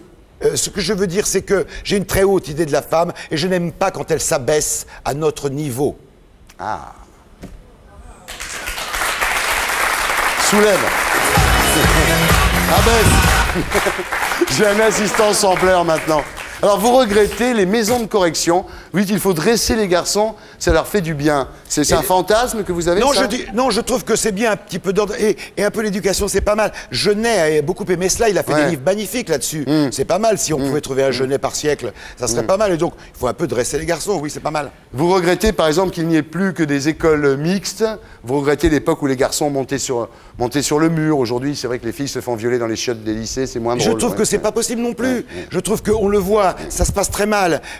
Il faut un temps pour tout. Je vois qu'un reportage l'autre jour, je crois sur France 2, sur les écoles aux États-Unis, commence à séparer. Un jour, les filles et les garçons se retrouveront quand il le faudra. Je trouve que ça n'est pas possible. Et souvent, et là, je suis absolument sérieux. Il se passe des choses pas possibles dans les écoles. Les enfants, c'est très dur, l'enfance. Et les garçons, déjà en se castagnent, les filles sont au milieu. C'est pas possible. C'est une grande connerie de Giscard d'Estaing, votée par la gauche. Il ne faut pas faire la mixité à l'école. Voilà. Gad? Je suis pour la mixité à l'école. Ah, vous êtes pour la mixité à l'école? Comme tout le monde, évidemment. Ouais. Voilà, c'est tout. Mais moi, je suis pas comme tout le monde. Ah, voilà. Sans ça, je ne serais pas invité par vous ce soir. Vous regrettez, Pascal Sevran, vous regrettez les bordels. Hein, ça vous semble idiot qu'il n'y en ait plus? Là, je vais le rejoindre. C'est-à-dire que, soyons 2 secondes sérieux là-dessus, l'hypocrisie qui consiste à dire qu'il faut réduire la prostitution est grotesque. Il faut respecter ces femmes et ces hommes qui donnent leur corps comme d'autres donnent leur esprit. Et il ne faut pas les mépriser. Il faut mettre en prison et pendre les proxénètes et faire les choses joliment. Il y a une très belle littérature sur les maisons. Ça peut être très bien. On peut surveiller cela, que les femmes ne soient pas battues, humiliées, torturées, ce qui est scandaleux. En conséquence de quoi, celles qui ont choisi, sans aucune contrainte, de donner leur corps. Et il y a des hommes qui ont besoin de cela. On ne peut pas être hypocrite sur ce sujet. C'est insupportable. Donc je dis qu'il faut pendre tous les proxénètes, protéger les filles et les garçons qui souhaitent faire offrande de leur corps. Pourquoi? Moi, je fais offrande du peu de talent que j'ai avec ma plume. Chacun a le sien. Je n'ai pas envie de rire de cela. C'est très grave et très sérieux. Et oui, en effet, il faut organiser la prostitution joliment. Bien. Tout le monde applaudit. T'es d'accord? Là-dessus, oui. À l'époque où il y avait des bordels de garçons, il y avait des garçons dans les bordels, c'était mixte. Je sais pas, il y a un petit peu... c'est moins demandé. Ouais. Mais c'est demander quand même un peu. Enfin, il faut organiser ça. Tout ça est très gentil. Le commerce du corps est une chose très jolie quand elle n'est pas contrainte. Ce qu'il faut, les pouvoirs publics doivent s'occuper en priorité de s'occuper des salopards qui abusent des femmes. Hein, ça, on doit s'en occuper. Et pour le reste, les femmes et les jeunes gens font ce qu'ils veulent de leur corps. Alors, quand on regarde votre bouquin, quand on regarde la couverture, vas-y, zoom, zoom, mon garçon, il y a un petit village comme ça qui rappelle l'affiche pétainiste de François Mitterrand, la Force tranquille, et on pense un peu à la France moisie dont parlait Philippe Solers dans Le Monde. Oui, mais Philippe Solers dit beaucoup de bêtises. Oui. La France moisie, moi, je ne la trouve pas si moisie que cela. C'est beaucoup de mépris pour les gens qui l'habitent. Moi, je suis assez misanthrope, vous l'avez noté tout à l'heure, je ne considère pas que la France soit moisie. Qu'est-ce que c'est que ces termes un peu vulgaires pour décrire les gens et la famille d'où je viens? C'est une France. Non, mais il n'y a pas de France moisie. Il y a des cons, Pascal, il y a des salopards, il n'y a pas de France moisie. Monsieur Solers, ça les fantasme. C'est une France un peu pétainiste, comme ça. Qu'est-ce que c'est que ces vieux mots? Ça ne veut rien. Écoutez, mon cher Thierry, vous êtes trop cultivé en politique pour savoir que la France pétainiste était gaulliste 3 ans plus tard. Oui, d'accord. Enfin, elle a été à une époque pétainiste. C'était la même. Oui, d'accord. Vous le savez, cher Thierry. Alors, quoi? Non, mais... On dirait une pièce de théâtre. C'est incroyable. Non, mais je sais pas, votre mentor, c'était Emmanuel Berle. Vous êtes d'accord? Emmanuel Berle est un grand philosophe. Un grand philosophe qui a quand même écrit les discours de Pétain. Il a quand même écrit « La terre, elle, ne ment pas. Je hais les mensonges qui nous ont fait tant de mal. » Vous le dites très bien, c'est admirable. C'est mettre en langue française les discours du maréchal Pétain, qui était alors le vainqueur de Verdun et qui n'avait promulgué aucune loi scélérate qu'il a promulguée 2 ans plus tard à Vichy. Et Emmanuel Berle, qui était la conscience du siècle, le grand philosophe juif, quand on lui a demandé de réécrire, rewriter en français, les discours du maréchal Pétain, a cru bien faire. À l'époque, il rewritait les discours du vainqueur de Verdun. Oui. Enfin, vous racontez dans votre bouquin, c'est pas un secret que je dévoile, Pascal, vous racontez dans votre bouquin qu'à la fin des dîners chez vous... Ça vous plaît. Attendez, ça vous enchante. Vous voulez venir dîner chez moi, vous viendrez. Il chante Maréchal, nous voilà. Mais c'est très amusant. C'est très amusant. Vous comprenez? Non, mais vous comprenez qu'il y a des gens que ça fait pas rire du tout, quand même. Des gens, quand leurs parents déportés dans des camps de concentration, que vous chantiez Maréchal, nous. Eh bien, moi, je dis c'est normal que ça fasse pas rire certaines personnes. Ça vous amuse follement, je le sais. Non, mais c'est pas ça. En tout cas, on s'est beaucoup amusé. Que vous le fassiez, mais que vous le mettiez dans un bouquin. Mais je ne me prive de rien. Je dis ce que je veux. Ah oui, là, je dois dire, oui. Et puis, je suis au tout soupçon dans ce domaine. Oui.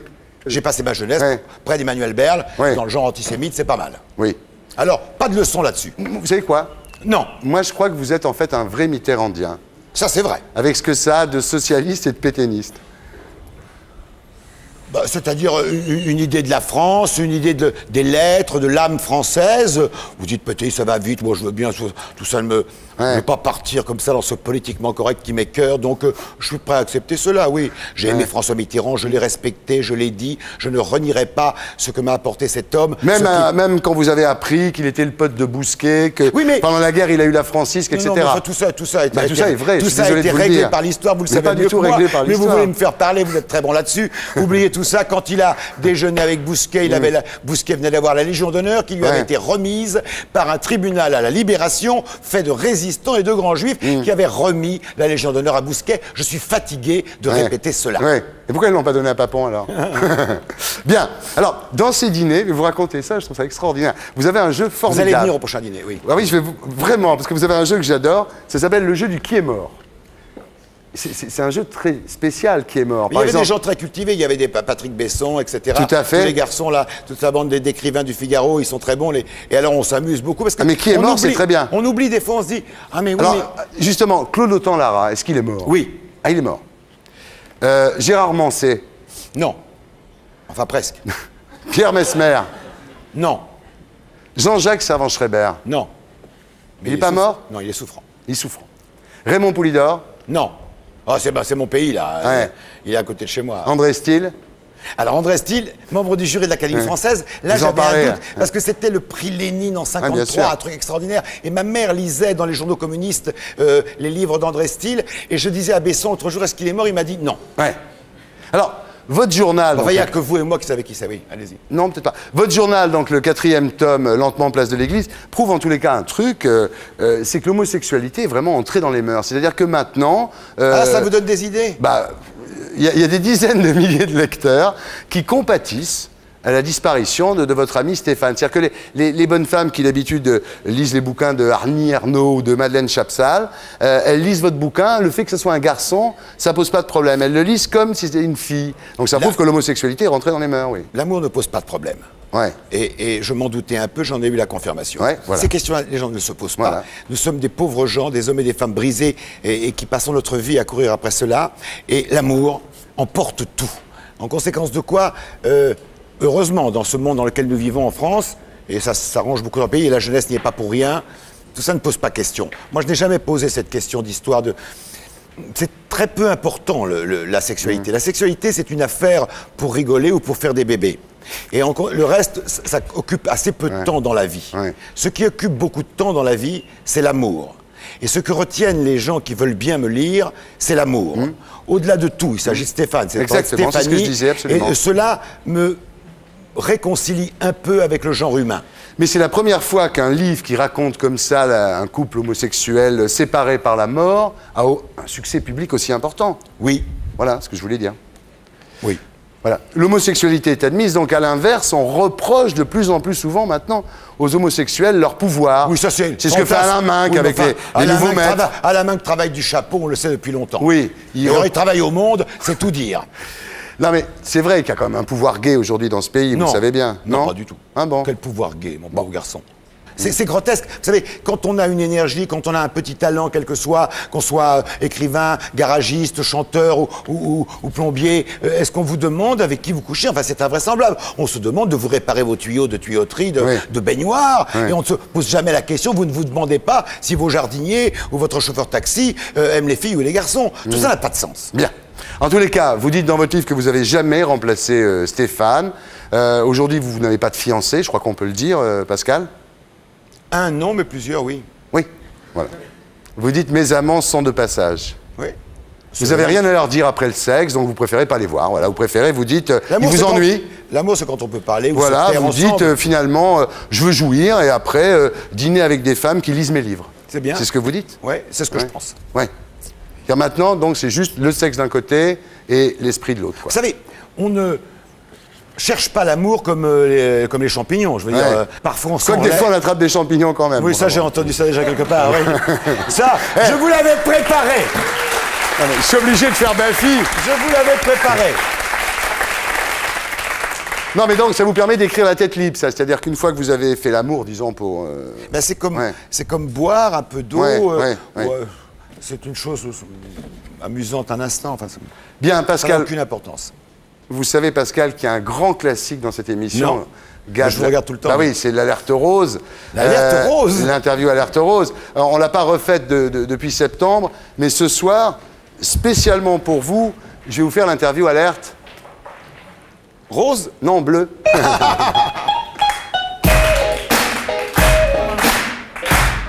Ah ben voilà, les garçons, très bien. Tout à fait. Un de chaque côté, comme à l'époque d'Alerte Rose, voilà. Voilà, vous le connaissez. Quel succès! Ah, vous êtes très bien, là. Bien, alors, Pascal, interview Alerte Bleue, est-ce que vous préférez draguer ou vous faire draguer? Me faire draguer. Ah. Est-ce que vous préférez embrasser ou vous faire embrasser? Me faire embrasser. Caresser ou vous faire caresser? Me faire caresser. Ah, arrête, j'ai un début d'érection là, Pascal. Est-ce que vous préférez larguer ou vous faire larguer? Larguer. Ouais. Vous préférez un mec qui baise bien mais qui est infidèle ou un mec qui baise mal mais qui est fidèle? Un mec qui baise mal mais qui est fidèle. Ouais. Ah oui? Non, c'est le contraire. Ah, ça m'étonnait aussi. Si votre partenaire vous propose une partie à 3, vous préférez que ce soit une fille ou un garçon? Ah, ça peut être amusant avec une fille. Ouais. Comme quoi, hein? Ça, c'est déjà fait. Vas-y. Ah. Vous préféreriez faire l'amour avec 1000 mecs toujours de la même façon ou avec un mec mais de 1000 façons différentes? Je suis pas obsédé par ça du tout. Oui, d'accord. Ça m'amuse très peu de temps. Hein. Oui. Bah, je sais pas, moi, prenez du Viagra. Oh, ça va très bien. Pascal Sevran, interview Alerte Bleue. Merci Pascal. Bravo. Merci les garçons.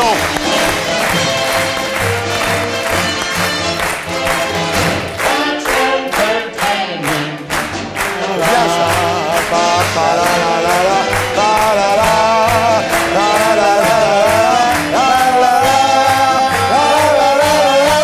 That's entertainment. Il venait d'avoir 18 ans, il était beau comme un enfant, fort comme un homme. Voici Pascal Sevran et Alan.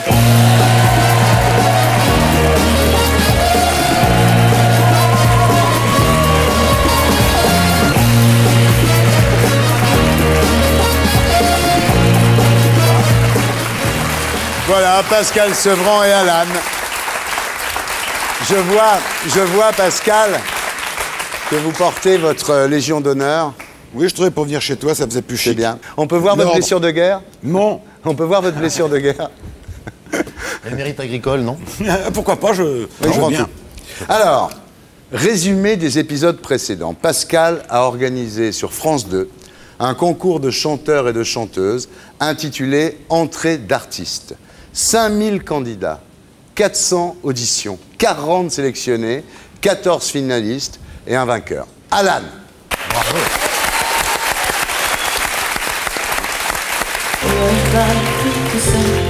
Des filles aiment des filles et l'on voit des garçons épouser des garçons pour ne pas vivre seul. D'autres font des enfants qui sont seuls comme tous les enfants. Super inquiet pour les 4999 autres. Ça a dû être une boucherie la sélection. Écoute bien le début. Pour ne pas vivre seul, des filles aiment des filles. Les filles aiment des filles, Alan? J'ai bien compris, Pascal. Les filles aiment les filles. C'est une chanson qu'avait créée Dalida il y a 30 ans, tu vois, que François Ozon a repris dans son film, et qu'Alan a entendu dans ce film. Il m'a proposé de la chanter. Une chanson donc créée par Dalida, qui n'avait pas exactement son âge à ce moment-là. Et j'ai été étonné de le voir qu'il avait choisi cette chanson. Il l'a chantée. Je trouvais qu'il y avait beaucoup d'intensité. Les téléspectateurs l'ont pensé aussi, et je continue à le penser. Voilà, un comédien. C'est pas grave, qui Détends-toi. Il a chanté une chanson de Dalida. Pascal, quand tu es sérieux comme ça, je t'adore. C'est rien de chanter une chanson de Dalida, c'est pas si grave que ça, il s'en remettra, il est jeune. Tu me poses une question, je te réponds. Voilà. D'accord. En tout cas, Alan, t'as pas la voix de ton physique. Mais t'as une belle voix, mais t'as pas la voix de ton physique. Pour ne pas vivre seul, des filles aiment des filles et on voit des garçons. Ouais. Attends, pour ne pas vivre seul, des filles aiment des filles, donc Ouais. c'est de notre faute. Voilà. C'est ça qu'il est en train de dire, c'est vachement bien. Je ne connaissais pas cette chanson. T'as quel âge, Alan? J'ai 17 ans. Attends, c'est des trucs déjà. Voilà, alors ce morceau... Je savais pas ça. Ah non, Ce morceau est extrait de la compile officielle Entrée d'artiste. Vous connaissez Orlando, Alan? Je le connais, oui, un petit peu, puisque je connais un petit peu le parcours d'Hélène Ségara. Ouais. Et donc, Orlando, forcément. Oui. Vous savez qu'Orlando exige le clip, vous savez ça. Pourquoi vous vous tenez comme Mitterrand? Il y a des références plus déplaisantes que celle-là. Non, je ne demandais pas, c'est pas... Pourquoi? Bah oui, c'est juste pour montrer que je me le demande. J'allais à la Rose de Solutré avec, ou c'était pour dire... Cher Bruno Gassio, tout le monde le sait. Voilà. Bien sûr, mais pourquoi? C'est sa fidélité à pour ceux qui Mitterrand, ne le sauraient Bruno. pas. Ah, voilà. C'est sa fidélité à Mitterrand. Ah, mais tu vas pas commencer On n'a à pas foutre besoin la merde. d'afficher comme ça. Quoi, c'est Oui, nous, bien, on est moi, je trouve qu'il invités, bien. fous pas la merde. Ah non, mais je fous pas la merde, je pose des questions. Donc vous allez regarder votre caméra, Alan, et vous allez dire Magnéto Serge. Magnéto, Serge. Alan, alors, vous êtes le vainqueur. Il y a 13 finalistes qui reprennent des grands succès de la chanson française sur cette compile Entrée d'artiste. Et le clip, il est raté, sans déconner. C'est pas un clip, c'est un extrait d'émission. Alors Pascal, quand je pense qu'on vous reprochait de faire chanter que des vieillards, finalement, vous faites mentir la légende. Non, mais c'est vrai. Ben, vous voyez, on avait tort. Ouais. J'ai toujours, tout au long des émissions de télévision que je fais depuis longtemps, j'ai fait chanter toutes les générations. Et donc maintenant, en effet, j'ai fait chanter aussi... Ça a changé de jeu, je pensais. Tu as pas l'air content, qu'est-ce que tu as? Non, c'est-à-dire que je ne sais pas tellement... je suis venu en voisin et... Comme tu m'as fait l'amitié de m'inviter, j'étais content de venir pour Alan, parce que c'est impressionnant pour lui ses premières émissions de télévision, car quoi qu'on dise, je crois qu'il y a un très grand tempérament chez ce garçon, et donc je suis venu, parce que tu m'as fait la gentillesse de l'inviter, sans ça, je fais très peu d'émissions de télévision, comme tu le sais, et je n'ai pas du tout envie de venir faire des guigusseries, donc je réponds aux questions que tu me poses, mais s'il s'agit de faire le clown, ça n'est pas mon métier. Ok. C'est pas non plus... Attends. T'as compris? Oui. Alors, arrête de l'embêter. C'est pas non plus une raison pour faire la gueule, je veux dire. Je ne fais pas la gueule, je réponds à tes questions avec plaisir. Je suis content d'être là, j'écoute tes questions. Excusez-moi, mais si vous ne faites pas la gueule, vous imitez super bien. S'il s'agit de ce petit jeu-là, je le connais par cœur, je connais ça depuis longtemps, c'est la télévision, c'est bien, ça m'amuse aussi, mais quand je suis chez moi, voilà, je zappe un petit peu, mais ça me fatigue un peu. Hein. Donc vas-y, je t'écoute, je réponds à ce que tu veux, parce qu'en général, tes questions ne sont pas forcément stupides. Bien. Ah, et un compliment quand même. Alors, Pascal, vous allez écrire une chanson pour le premier album. Ah, il me fait un sourire.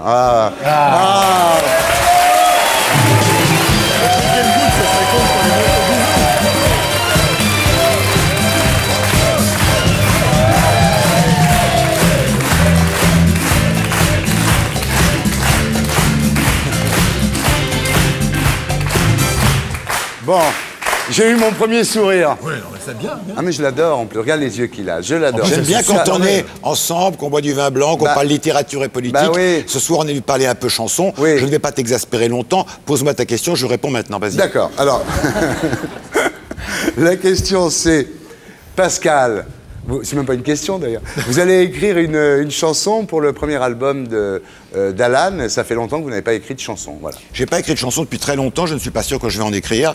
Voilà, donc peut-être je ferai une chanson, c'est pas l'objet. Je ne suis pas le producteur de la tournée, je ne suis pas le producteur de disques, je ne suis pas l'auteur des chansons. Je suis l'homme qui fait de son mieux pour, sur le service public, ouvrir une fenêtre sur une génération. Ils sont pas mal. Ça s'applaudit, ça, Nicolas. Ah, ça s'applaudit, ça.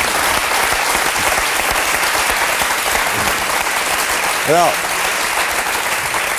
vous avez déclaré en parlant d'Alan, il brûle d'un feu intérieur et ça se voit quand il sourit. Oui, c'est-à-dire, vous savez, il y avait comme ça 500 auditions, et puis à un moment donné, voilà, on se dit c'est lui ou c'est elle, et évidemment c'était lui. Ouais. Voilà.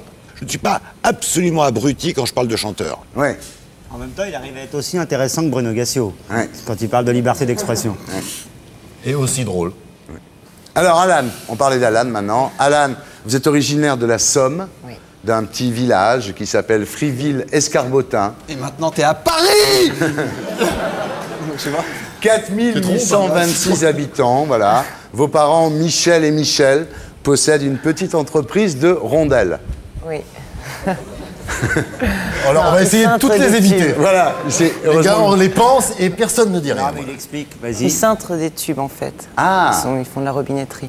Déjà, t'es un des rares qui n'a pas le père chanteur ou la mère chanteur ou comédien. Ouais, déjà pas Il a mal. un père qui fait les tubes, donc c'est bien pour lui. Ouais. Ouais. Déjà, ça commence. Bravo. Et Vérandel. Encore 3 quarts d'heure, il fait des vannes, c'est bon. Ouais. Il sourit, il fait des jeux de mots. Alors, famille quand même de musiciens. Votre père joue de la guitare et du trombone. Votre grand-père du saxophone. Votre sœur du pipeau. On va savoir. Pareil que précédemment, on les pense, on les fait pas. Alors, quand vous apprenez l'existence du casting de Pascal Sevran, vous hésitez parce que vous voulez pas commencer par la télévision. Pourquoi? Parce que j'ai jamais couru les castings, j'ai jamais été très attirée par ça. Et j'ai tenté ma chance, presque par hasard. Et je me suis rendu compte après que c'était vraiment une très bonne opportunité, surtout chez Pascal Sevran. Alors, le jour du casting, vous chantez Amsterdam et ça plaît pas à Pascal. Hein. Il est très sec avec vous. Hein. Ouais. Je suis arrivée, je lui ai demandé de chanter. Il m'a demandé ce que je voulais chanter. J'ai dit Amsterdam. Il m'a fait non, c'est pas une chanson pour toi. Évidemment, quand je voyais ce petit garçon me dire Amsterdam, je trouvais que c'était une chanson trop grande pour lui. J'ai voulu qu'il s'exprime d'abord dans son répertoire à lui, on verra après. Il a chanté la danse au Caillou. il est évident que ça me paraît... Brel, c'est très difficile, on peut pas comme ça, voilà. Donc je lui ai dit, attends, on verra plus tard. Et tu as chanté quoi? Je chantais, je te le dis quand même, de Patrick Bruel. Une chanson de Patrick Bruel. Oui, il faut chanter une merde au départ. Tu vois qu'il faut faire des vannes. Chanter une merde au départ. Ça lui a pas trop mal réussi, ni à Patrick Bruel d'ailleurs. Autant Pascal avait été sec au casting, autant après il a été chaleureux et paternel avec vous. Il a été très paternel, il nous a beaucoup appris à tous mes copains. D'ailleurs, ils sont là, derrière, on est devenus très copains, très amis. Et c'est vrai que depuis le début, il nous aide, il vous conseille? Il nous conseille beaucoup. C'est un peu Madame de Fontenay, quoi. Il a rien dit pour le collier? Pour les chanteurs. Il a rien dit pour le collier? C'est lui qui t'a conseillé de mettre un collier? Jean-Marc, ils se sont habillés comme ils voulaient. Je n'ai fait aucun. Ils sont venus comme ils avaient envie de venir. Enfin, tout ça, c'est pour faire parler. On peut les voir?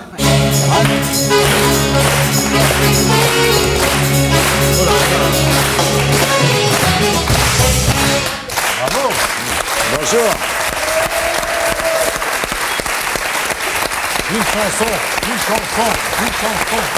Et même les tripotes, arrête de les tripoter. Faut pas tripoter, on touche pas, on ne touche pas, on regarde avec les yeux. Elles sont quand même pas mal, mes filles. Ils sont très bien, bonjour. Montrez-vous les filles, viens toi. Donc vous êtes la nouvelle bande de Pascal Sevran. Oui. Ouais.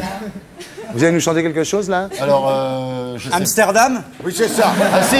C'est tout à fait une chanson de groupe, ça. Non mais dis-nous une chanson de groupe, toi. Vas-y. Des fous, comme des amoureux. Non, une chanson.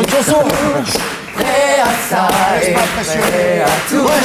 Chanter comme des fous. Le bonheur à l'heure du rendez-vous. N'importe quand, n'importe où. Bien, bravo. Merci.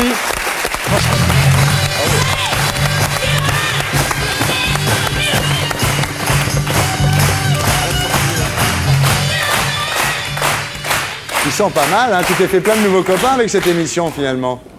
Ils sont très bien. Ouais. Ils sont très bien. Ne me dis pas ils sont très bien comme si tu m'annonçais la mort de quelqu'un.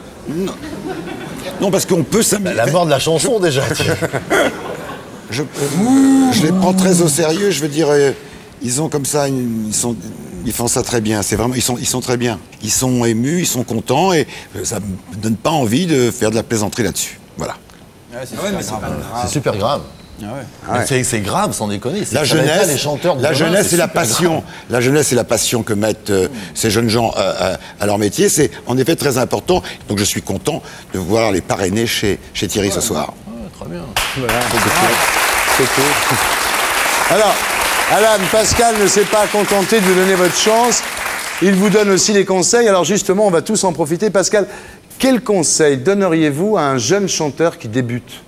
D'abord, une détermination formidable, c'est-à-dire l'idée qu'on ne veut faire ça et rien d'autre. Deuxième chose, ne surtout pas s'occuper d'être à la mode, parce que là, c'est raté complètement, puisque à peu près, dans toute l'histoire de la chanson française... Mais ils sont à l'abri de ça, eux. Écoutez, je voudrais finir ma phrase, parce que sans ça, je finis ma phrase. Il s'agit des jeunes gens, moi j'en ai rien à faire, je ne viens pas faire le gugus ici. Je finis ma phrase. Et je vous dis que il n'y a pas d'exemple, quasiment, de vedettes de musical dans la chanson française qui ont qui sont arrivés en se moulant, en se couchant dans la mode. Voilà. Alors, vous me posez une question, j'essaie de vous répondre le plus gentiment possible. Donc, l'idée, simplement, de ne pas se cavaler, courir dans la mode, parce que le temps de la rattraper, elle est déjà passée. D'accord. Quel conseil donneriez-vous à un vieux chanteur qui débute encore?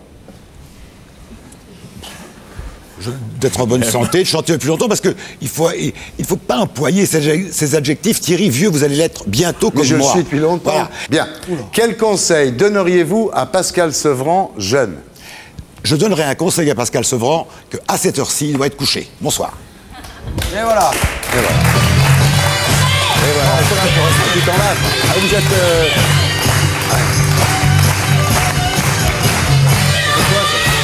Bah, c'est pas grave. C'est l'ambiance. Non. Tu vas faire Pascal Sevran, mon pote. J'aurais dit première chose, savoir chanter, mais apparemment... Quel conseil donneriez-vous à Pascal Sevran, jeune? De continuer à faire ce qu'il a fait parce que, mine de rien, il a servi la chanson française, une certaine façon, chanson française que je n'achète pas et que je n'achèterai sans doute jamais, mais au moins il a servi à ça à la télévision et continue. Et tu vois, fallait aimer lui, comment ça garde du bien de Pascal Sevran quand il s'est barré. C'est un quart d'heure qu'il est là, pourquoi tu lui as pas dit? Mais je pense pas une seconde ce que je dis là, banane. Quel conseil donneriez-vous à un chanteur qui ne veut pas de conseils de Pascal Sevran?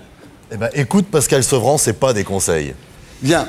Est-ce que Alan connaît bien la chanson française, vous croyez? Bah, s'il connaît Amsterdam de Brel, il connaît la chanson française. Bien. Tiens, mets-toi là, tu fais Alan, allez. Va faire Pascal Sevran. Va faire Pascal Sevran et je vais essayer de faire Bafi. Et toi, tu fais Sevran. Moi, je fais Sevran. Non. Si, tu viens, tu fais... Si tu comptes sur moi pour faire sur Bafi, tu vas galérer. Moi, je fais Sevran. Alors, attends, mets-toi à la place. Je fais Alan. Alan. Ah non, mais mets-toi à la place de Sevran, sinon, moi, pour moi, c'est compliqué. Tu veux un collier, Ahmed? Non, ça va aller. Bien. Est-ce que Alan connaît bien la chanson française? Alan connaît très bien la chanson française. Est-ce que Alan sait que Charles Trenet nous a quittés? Alan ne sait pas que Charles Trenet nous a quittés, il faut pas lui dire parce qu'Alan est sensible. Oui. Thierry. Est-ce que... Alors, on va faire un petit jeu, Alan. Je vais vous dire des chanteurs et vous allez me dire mort ou pas mort, d'accord? Ok. D'accord. Allez, allons-y. Reggiani. Mort. Faux. Malheureusement. Mouloudji. Mort. Richard Anthony. Vivant. Nino Ferrer. Mort. Bien, Alan, bien. Il connaît bien la chanson. Ah, lui connaît bien. C'est bien. Georges Moustaki. Vivant. Vivant, très bien. Alan, est-ce que Pascal vous a déjà dit, tu sais, t'as un truc que Bruel n'avait pas à ses débuts? Ne réponds pas à ces questions. J'ai de la voix. Nous ne sommes pas là pour faire les gugus. La chanson française. Écoute, Pascal. Écoute, Pascal. Pascal, fais pas la gueule. Non, je suis désolé. Oh là là. Je viens ici défendre. Je vais faire un bisou, fais un bisou. Allez, bien, Pascal. Fais pas la gueule. Fais un bisou. Oh, ça va? Allez, fais-moi ton beau sourire, Pascal. Je suis venu ici pour répondre à des questions. Oui. Je parle de musique. Oui. Ok, donc je répondrai à vos questions, monsieur Ardisson. Oui, et j'irai jusqu'au bout. Bien. Est-ce que Pascal vous a déjà dit sur ton album, je prends 80 et toi 20? Il m'a dit, je prends 80 et tu prends 20. Et j'ai dit oui. Thierry, ces questions me déplaisent. Mais qu'est-ce que Pascal, arrête, on rigole. C'est le samedi soir. Mais non, ces questions sont très très dérangeantes pour une raison qui est simple, c'est que je ne suis pas le producteur, je ne suis pas l'auteur, je sais bien. Mais en même temps, tu mets tes mains comme Mitterrand, c'est marrant. Ouais. C'est un hommage, c'est quelqu'un que j'aimais beaucoup, il y a des références beaucoup plus désagréables. J'ai l'impression d'avoir déjà vécu cette scène. C'est marrant, j'ai l'impression de déjà vu moi aussi. Alors, Alan, est-ce que Pascal Sevran vous a déjà dit « Attends, tu vas pas passer à la télé habillé comme ça quand même ?» Oui, mais je lui ai dit « Tu peux faire tout ce que tu veux, mais je garde le collier. » T'es plus marrant, Alan, qu'en hauteur des guignols. Moi, mon métier, c'est Alan.